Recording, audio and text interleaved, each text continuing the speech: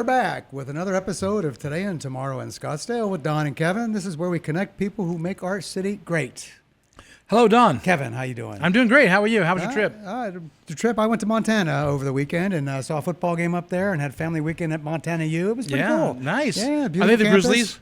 They're the Grizzlies. Okay. They're good. The other teams, what, the Bobcats? I don't know about Montana State. They don't get along too well. Montana State. That's a big we're rivalry, Grizzlies. man. Yeah, but the Grizzlies are cool. All right. The Grizzlies won 63-20. Did they really? So it was a big wipeout. And I saw you wearing a T-shirt. You got yourself a shirt. I got some Grizz stuff now, so I got some Grizz merch. So Welcome back. No question. Speaking of Grizzlies and great folks, today we've got another great lineup with guests. Yeah. We've got Paul Baker, who's the board chair, and Ivan Gilreath, who's the president of the Boys and Girls Club of Greater Scottsdale. Welcome, guys. Hi, thanks for having us. Thanks a lot. Great to have you here. Together, they're leading an organization that provides kids with a safe place to learn, to grow, and to thrive. From academic support to leadership development to building lifelong confidence, their work is shaping the next generation in powerful ways. We're excited to hear about their vision and the impact they're making across our community. So this is great stuff. To both of you, can you share a little bit about your journey, what brought you to the Boys and Girls Club of Greater Scottsdale? And Ivan, let's start with you. Well, my journey, I come by it honestly. I grew up a club kid in Omaha, Nebraska, many decades ago, and I went to the Boys Club. So it used to be called the Boys Club up until the middle 90s when they integrated girls and became the Boys and Girls Club. But so I grew up a club kid and started going to the club when I was 8 years old and went to the club until I was 13. And at 13, I had to start working because I was from a single-parent home, 5 kids. I was the youngest. Everybody in my house had to get a job. So I got a job at 13. So in that 5 years I was at the Boys Club, the role models that were in my life, the things that I learned, the character and leadership development, you know, it had an impact on me even though I had to start working at 13. So fast forward, going through college and going through my corporate life where I did corporate work for 25 years.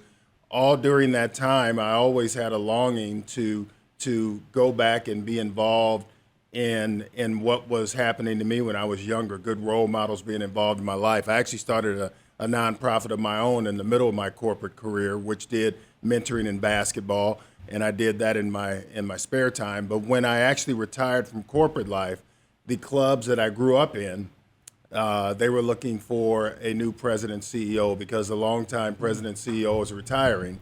And I really hadn't done that kind of work. I grew up in the club kid, but never worked in nonprofit. But in my heart, I wanted to give it a go. So I talked to him, and I was blessed enough to be able to lead that organization in Omaha for 10 years. And then after that 10 years, when I was leaving that organization, it was to come down to Arizona because my 2 kids had moved here, and I have 3 grandsons here. Oh, and wow. so the wife said, load up the truck. We got to go down there where the grandkids are. And just when I was starting to, I said, well, I really want to do something. I'm not ready to retire. And I pulled up nonprofit job listings, and Boys and Girls Club of Greater Scottsdale was the only job that popped up. So you retired twice already? Yes. Okay. Yes. And it was the only job that popped up. So to me, it was kind of a calling to continue doing the great work that I had been doing for 10 years in Omaha and be an influence on the young kids that were the influences like I had when I was younger. So mine was a natural calling for the Boys and Girls Club. That sounds fantastic. Paul, what inspired you personally to dedicate your time and leadership to this mission? Well, when I was young, I was a member of the Scottsdale Active 2030 Club, group of young men that raised money for children's charities. Was in that organization for several years, and then got away from any nonprofit work. But when our daughter went off to college, it was a window for me to get back into some work. And some of the guys that I'd served with in the 2030 Club were on our board of the Boys and Girls Club. So it was an easy fit. I jumped on in 2017, and I've probably served on almost every role except finance and audit. Those are 2 categories you don't want me involved in. But I'm very passionate about it, and was fortunate that leadership asked me to serve in the role of the chair of Board of Governors, and I'm halfway through a 2-year term. And Paul, you're an asset to the community anyway. You're involved in so many good causes, so I'm not surprised to see you doing what you're doing right now. Appreciate you. Absolutely. So, Ivan, for listeners who may not know as much as we might, what's the core mission of the Boys and Girls Clubs? Well, the Boys and Girls Club, just like I told you when I grew up, we're there for the kids who need us the most. And the kids who need us the most, usually people say, well, it's poor kids that are them, but it's kids who have food insecurity. It may be some kids who are from, middle income households that may have a little bit of a dysfunctional home, or they may need somewhere to go that's safe in the 3 to 6 p.m. hours. So the kids who need us the most is a wide, spectrum of kids, but we're there for them. And our job is to make them be productive citizens of society. So that's what we do through our programming, through our role modeling, through our mentoring. Everything we do is meant to take that kid who comes in and make them a better member of society when they come out. No, it's interesting, Kevin, because Scottsdale is obviously an affluent city. Yeah. Yet many families here still struggle. We've seen that in a couple different ways that you and I are involved in some things. So how do you, Paul, balance that image out that the needs for Scottsdale kids might not be as apparent as they might be elsewhere, but there's still needs here, right? Yes, we start each board meeting with a mission moment. And if you could hear from, sometimes it's the kids telling their stories. And also extremely impactful is sometimes we get a parent who will come up and stand before the group and bare their soul. And those can be very emotional. Oh, yeah. These kids have found a home that's safe after school, and that is a huge relief to a parent who maybe is coming through a divorce, other abusive situation they needed to get out of, any number of things where, we're giving that parent the peace of mind of a safe, secure environment that the kids love.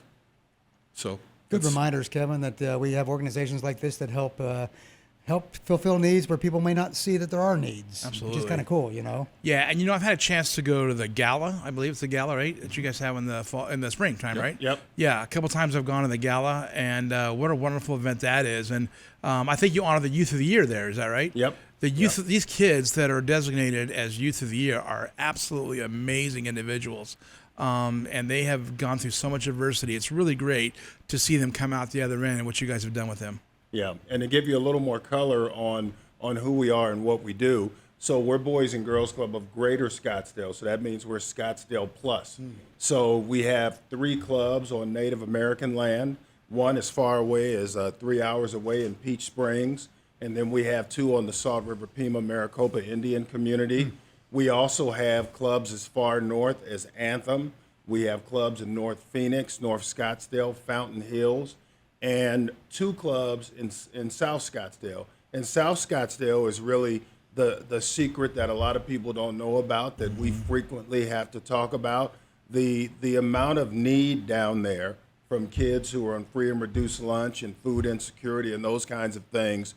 We need more clubs, more after-school services down there. So we have a club down there, and we're also right now building a second club down there that's on the campus of the Tonalea Middle School. It's going to be the Steve and Maria Sangi branch, and it's scheduled to open next summer.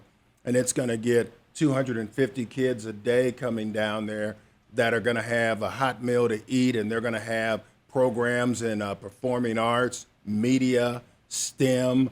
They're going to have just so many things that those kids would not have if the Boys and Girls Club was there. So we have to get the message out that Scottsdale is a mixture. It's a hybrid of all kind of different kids, and they all have needs, but they might be different in each community. And we have great staff to provide those needs. The need may be, these kids may be from middle-income family, eat well, everything's good, but they need a place to go because maybe they're getting cyberbullied.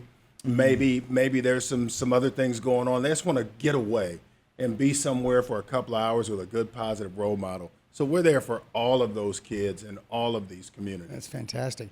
You mentioned the Sangi Center, so I'm assuming that was something probably from Steve Sangi? Yes. So that prompts me to wonder about how corporate donations, corporate support, how has that played into your success? Well, we have close to a $10 million budget, and we pretty much have to organically raise that every year. So we have donors that are corporations. We have individual donors. We have fundraisers. So we really have to try to check all of the boxes to get the funds wherever we can to make sure these kids have our doors open every day. So we try to tap into corporations. A lot of corporations, some of the senior officers are on our board, and so we're really trying to get revenue from a lot of different pots. But corporations are one of them. So any corporations here that are headquartered in Scottsdale want to be involved in the Boys and Girls Club, we'd love to have you either as a supporter or a board member be a part of what we're doing. So if you're listening right now and you've got interest in that, don't forget that. Yeah. That's something we always like to promote, for sure. Talk about getting bang for your buck on your donation dollars. No kidding, right? That's where it goes. You have a question? I was going to throw No, one go in ahead. here. You jump in, Kevin. That's What fine. you guys obviously have a vast network of clubs. What's typically do you guys own the buildings you're typically in? Because I think the reason I'm going with this, I want to talk about. I think you have a unique partnership, right, with the new club with SUSD. Is that still a partnership that's is that unique to Boys and Girls Club? Well, it's unique to what we do. I think more clubs around the country are doing what we do. Okay. But basically what we're doing with the town of Leah campus is, and let me back up and tell you a little bit of how we got there. Okay. So the superintendent, Dr. Menzel, he decided a few years ago, I think he's been down here about as long as I've been here, so he's probably in his 4th or 5th year. But he decided that he wanted to make Town of Leah Middle School a major feeder for Coronado High School. And so he took it from K through 8 to 6 through 8. So a lot of kids went off to grade school, which left a lot of kids, but they didn't need all the room they had when they were doing K through 8. So there was one building he had, 15,000 square foot building, that he met with us and said, you know what, after school, our kids are kind of hanging around, not doing anything, hanging at the Circle K and doing everything that kids do between 3 and 6, which Right. they shouldn't do if they're not supervised. And so he said, it'd be great if you could put a Boys and Girls Club on this campus. And he said, I have a building. So we went and looked at the building, and the building looked like a school. You go in there, lots of walls, and it was a school, but it was a great building, 15,000 square feet. And took it back to my board, and we decided that we wanted to try to work with them. So we decided to do a deal where we will go in and renovate that 15,000 square foot building. So we're blowing out walls and making it look less like a school and more like a club. Because the worst thing you can do is tell a bunch of teenagers, come on down here away from the school, and they walk in somewhere that looks just like school. It's Yeah. like detention. So so it's going to be really cool. It's going to have state-of-the-art stuff that we really will use to attract the kids. But anyway, so we're doing that in their building. So they own the building, but we're raising the money and we're doing all of the work. You're doing the 10 so it's a on the- yeah. $15 million campaign, $10 million to build the building, and $5 million for an operating reserve, so these kids who can't afford to pay don't have to worry about it being closed next week. That's fantastic. So we're trying to do that. But then there was another problem. We found out there's a gym at the school that's never available because volleyball, basketball, whatever, community stuff, they said it's never available. So we're going to try to get a bunch of 6th through 8th graders to come to a club that doesn't have a gym. Yeah, it's tough. So part of this is we decided to build a 15,000 square foot gym. Really? So and that's going to be brand new. That's going to be exclusive to the club kids. Yep. Oh, yep. see. Yep. Okay, great. But here's the great thing about the partnership. So during the school year when we're closed, Yeah. during the school day when we're closed, Right. the school can use it. All right. So they can great. come down and use it. We don't really open until 2:30. So if they want to use it in the morning, they can use it. And also our clubs on the inside, if they want to go in and use our game room as incentive for the kids, if they do well, they can come and use that. They can come use our maker space. So it's going to be something where we're paying for all of it, and then we're going to gift it to the school in exchange for 20 years of free maintenance, utilities, and janitorial. Daniel, that So- sounds like to me That's that. win-win, Yeah, it's Yes. a perfect example of what community partnerships are all about. right? Yeah. No question about it. That's exciting. It really is. Yeah. So, Paul, as board chair, how do you measure success? What metrics do you use? I mean, numbers served, lives changed. How do you measure your progress and success? Well, we have a large board. We're at about 43 board members Is that right now. Okay. Again, made up You have of 43 board members? we That's have a big board. 43, yes. Wow. Our goal is 50. Is that right? And you also have an associate board too, right? Yes. Or is that what you call it, the associate board? Yes. Right. Okay. Well, how many people on that? Probably about 10. Okay. Yeah. Yeah. It's usually not always younger, but usually younger people coming up, and it's sort of like a stepping stone to the board. I see. Paul, how do you measure 43. success, buddy? How do you do that? Well, we all have a give or get that we annually have to sign. Okay. And so one of my tasks is to motivate them and help them if they're new to the board or struggling with how to reach that number. Then that's where I come in. Paul's 6'8". When he comes up to you and asks for money, I think you're going to pay attention. You know what I mean? Wow. So, for example, that's a good plug for our upcoming event. October 11th is Club Casino. It's a very, very fun casino night, and it's held at the Vault in Scottsdale, so a really cool facility with Yeah. food and drinks. Yeah. And then our gala, as Kevin mentioned, is in the spring. I believe that's down for February 21st this year. If you'd like more information about getting involved or donating or even our tax credit program, bgcs.org. I'll put those links in our show notes below. So Yeah, we'll somebody's give watching people this on access. YouTube, they can Absolutely. access that. Yeah, that stuff. makes total sense. Ivan, what are some of the biggest challenges facing kids and families in Scottsdale and beyond, all the places that you're located? And how is that changing, because life evolves, things change, we have different societal needs now and so forth. What are some of the biggest challenges you're facing now? Some of the challenges, unfortunately, have been around forever. They'll still be around, and that's poverty, and that's food insecurity, and then you got social media now. So it's the new thing out there that is challenging for parents. It's challenging for clubs. It's just challenging for everybody. And so you've got those things out there, but basically the challenges we've had for decades. Is that right? We got to make sure the kids have a solid role model in their life. We got to make sure they're eating, because you can't learn if you don't eat. So everybody talks about how the schools and math scores and reading scores and everything are going down. We're there to help with that. But the first way you help with that is give the kid a safe place to go and make sure they're not hungry, because nobody can read or do mathematics when they're hungry. Not when you're hungry, and man. So those are the things that we're working on, and just trying to be there for the parents, who a lot of them and a lot of our clubs, both parents are working jobs and all times of the day and night. So we're there to make sure their kids have a safe place. What we do with the kids is we extend their school day, and they don't really know it, but we extend their school day, and they're having fun, and they're learning, and they're safe and secure, which puts them in a better state of mind to learn. Absolutely. They're just basic needs too, huh? Yep. Yeah. If I could, I'll share a story from a couple years ago that always resonates with me, and I like to share it. It's there was a group of us out at one of our Native American clubs doing a tour, and we had a little Q&A with the branch director. And I asked what I thought was kind of a loaded question, but I sure didn't expect the answer. I said, how many of these kids will only go home to one parent? And the answer from the young lady was that many of these kids won't go home to either parent. And if that doesn't tell you the impact of what we're doing, they're being raised Absolutely. by grandparents or foster parents, and here we are giving them a safe environment during their day. Critical need, huh? Yeah. Absolutely, for sure. So we've got the president and the board chair, so two main leaders here. So maybe you guys could describe how your different leadership perspectives complement each other and how you guide the organization. And Paul, why don't you start off with that one? Well, we both have a sports background, and we knew each other as much younger guys, so when we reconnected, it was pretty easy. Okay.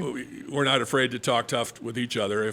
Good. If he feels like I need some counseling in some area of my speech or whatever, we can talk openly and frankly to each other, which is a huge asset.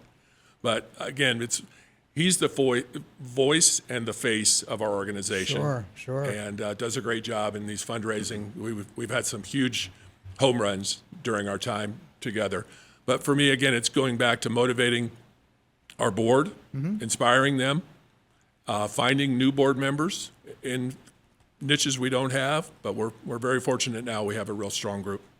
Ivan, what's your take on that? Yeah, so the board, obviously, as Paul was saying, they're responsible for vision and strategy and those types of things, and making sure that our board remains strong. And it's my job with my team to really take care of the tactical things. So Paul and I complement each other very well. Strategies here, and I'm there to deliver the goods, deliver the goods in terms of revenue, expense management, programmatic things. It's up to me to do all of those things to make sure our programs stay relevant, that our expenses aren't running rampant, and we have enough revenue to make sure we can be there every day for the kids. So Paul lets me do what I do, and then he does what he does with the board, and we work together really well that way. Sounds like a good team, Kevin. Absolutely. You need that. I've had a chance to go visit be in the lobby of the Boys and Girls Club's offices in Scottsdale because I do the Scottsdale Leadership Jenkins Award interviews, and they're very generous to let us use their boardroom for that. Matter of fact, I'm doing that tomorrow night, actually. Anyway, when I'm sitting in the lobby, they have a little screen of going all the past presidents of the Boys and Girls Club of Greater Scottsdale. We talk about a who's who of community leaders. People who've been in the past, people I could Paul could probably name some. Yeah, sure. But people it's an impressive group. That board is really an impressive group. I had no idea you had that many board members, which is good. It shows how much interest people have in what you're doing. Because it's hard to recruit board members. We know that from a couple of boards we're on. To get good board members. That's a hard job, man. Yeah. And if you're not 6'8", how do you get that done, right? And you better have a pretty good story to Maybe tell, that's why right? we're struggling. 43 is a lot, and we had to actually find a new place to have our board meetings because the room you're talking about, we were pretty crammed in there. Yeah. So, but it's good, and so we keep them engaged. All board members must be on a committee. So there's about 8 or 9 committees. So that's how we kind of break them up and keep them more engaged. The board meetings are kind of really large to really get deep in the weeds. Yeah. But we'll do that in the committee meetings and the committees there. How often do you meet the board meetings? Board meetings are 4 times a year. Okay. Yep.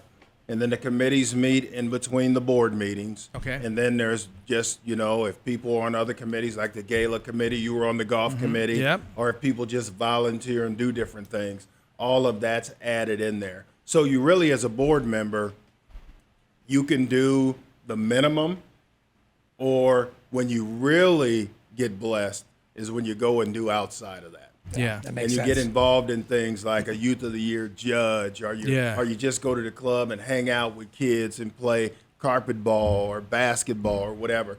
That's when you really get the blessing, when you leave the boardroom and go to the club and say, oh, now I get it. Yeah.